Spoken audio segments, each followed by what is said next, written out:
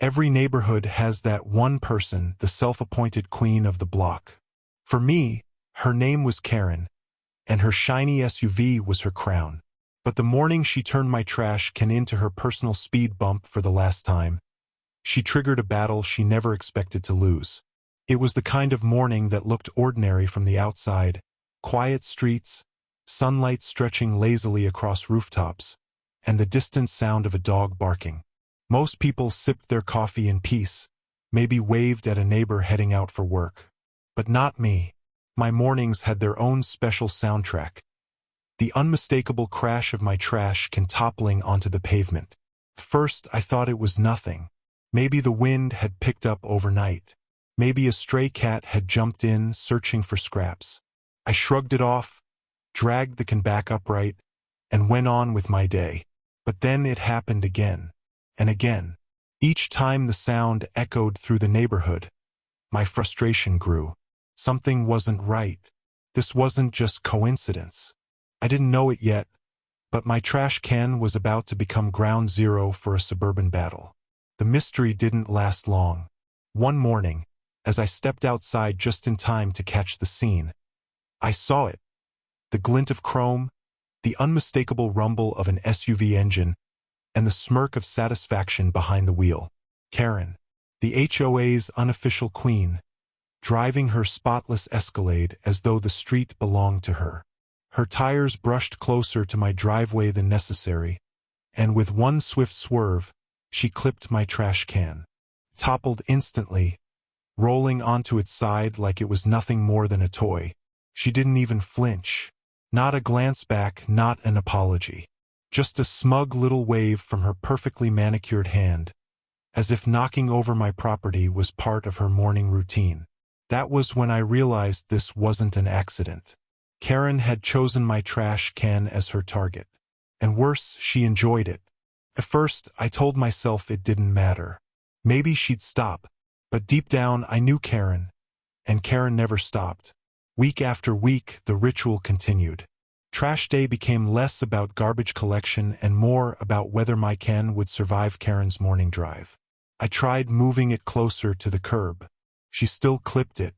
I pulled it farther back toward the garage. Somehow, she found it.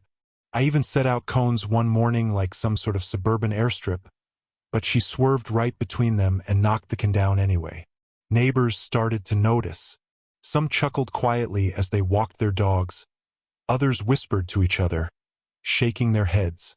One even pulled out his phone and recorded her morning drive-by demolition. It was entertainment for them, but for me it was personal.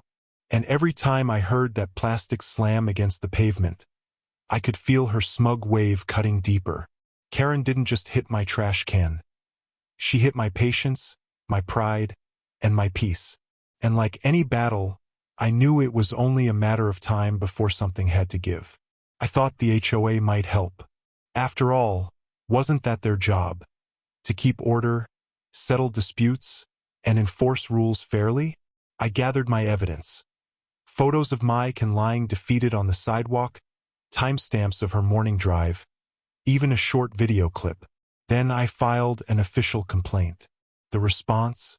Polite, soulless email. Thank you for your concern. We'll look into it. Weeks passed. Nothing changed. Karen's SUV continued its morning parade, and my trash can continued to be the main event. So I followed up. Again. This time, instead of action, I got a letter addressed to me, reminding me of the rules about keeping trash cans properly placed. Somehow, I had gone from victim to accused. It was laughable. The queen of the HOA had clearly tightened her grip, twisting the rules in her favor.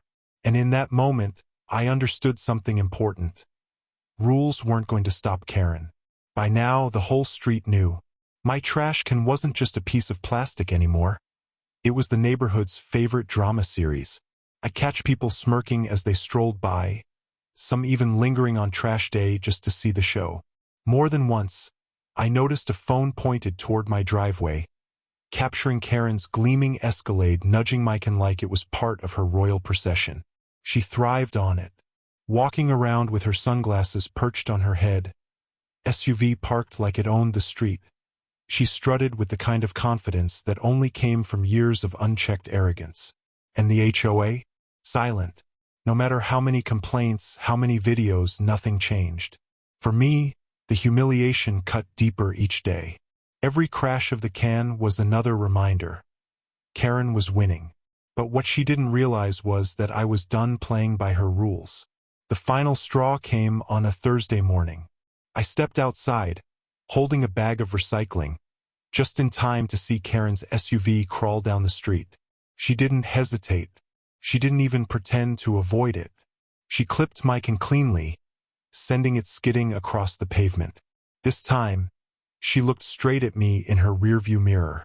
No apology, just the faintest tilt of her head, as if daring me to do something about it.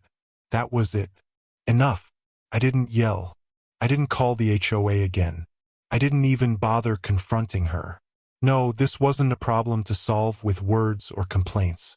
This was chess, not checkers. That night, I sat in my garage staring at the battered can. My hands itched for a solution. Something simple. Something clever. Something Karen would never see coming. And slowly a plan took shape. I became a mad scientist of suburban revenge. The answer wasn't to fight her head-on. It was to change the game entirely. If Karen loved knocking down my trash can so much, I'd give her one that wouldn't budge. At the hardware store, I loaded my cart with cement mix, steel rods, and reinforcement materials. Back home, I rolled the can into my garage and got to work. I lined the bottom with heavy reinforcement, poured concrete into the base, and waited as it hardened into a rock-solid core. From the outside, it looked ordinary. Lightweight lid, same black plastic shell. But inside, fortress. A can that weighed nearly 200 pounds, disguised as harmless as ever. When I first tried to roll it to the curb, it barely moved. Perfect. For the first time in weeks, I smiled. Karen thought she was playing the same game. She had no idea the rules had just changed. That Friday, I barely touched my coffee. My heart raced as I pulled the reinforced can to the curb and set it in its usual spot, right in her path. I retreated inside, peeking through the curtains like a man awaiting a heist. My pulse pounded. My palms sweated. Then I saw it, the familiar glint of Karen's SUV turning onto the street. She drove with the same arrogance, her tires hugging the curb. She didn't hesitate. The sound came first. A heavy thunk, nothing like the hollow slap of plastic. This was solid, unforgiving. Her SUV jolted to a stop, the bumper colliding with something far stronger than she expected. Karen slammed the brakes, confusion flashing across her face. She stepped out, heels clicking against the pavement, and bent down. There it was, a fresh dent in her pristine Escalade. And my trash can? It hadn't moved an inch. Her expression shifted from disbelief to rage. She kicked the can lightly, expecting it to topple like usual. Nothing. Stood firm, mocking her. Neighbors stopped in their tracks. One man walking his dog paused, raising an eyebrow. Another neighbor opened his garage, watching the spectacle unfold. Karen glanced around, realizing this wasn't just between her and me anymore. The audience she once thrived on was now witnessing her defeat. She stomped back to her SUV, face tight with embarrassment. For the first time, she didn't wave. She didn't smirk. She didn't even look at me. And as she drove away, slower than usual, it wasn't just her bumper that was dented. It was her pride. By that evening, the neighborhood group chat lit up. Someone had filmed the whole thing. Karen's Escalade meeting my unmovable trash can. The video spread like wildfire. The HOA couldn't ignore it. When they reviewed the footage, the evidence was undeniable. My can was placed properly, following every rule. It wasn't oversized. It wasn't dangerous. It was just solid. Karen tried to argue, claiming my trash can had damaged her vehicle. But when neighbors began sharing their own stories of her reckless driving, the tide turned. For once, the queen of the HOA had no defense. The result? She was fined for reckless driving, issued a formal warning, and ordered to pay me for the damage she caused over the weeks. The irony was delicious. From that day on, Karen avoided my driveway like it was cursed. No more swerving, no more waves, just silence. The neighborhood, once entertained by the drama, now looked at me differently. Some nodded in approval. Others chuckled when they passed by. My trash can had gone from victim to legend. And me? I learned something important. Sometimes, the best revenge isn't loud arguments or angry emails. It's quiet, clever, and impossible to move. Karen had played her game for weeks. But in the end, one reinforced trash can brought balance back to the block. And if there's one thing this story proves, it's that even in the world of HOAs, you don't need to raise your voice to win. Sometimes, all it takes is a trash can that weighs 200 pounds.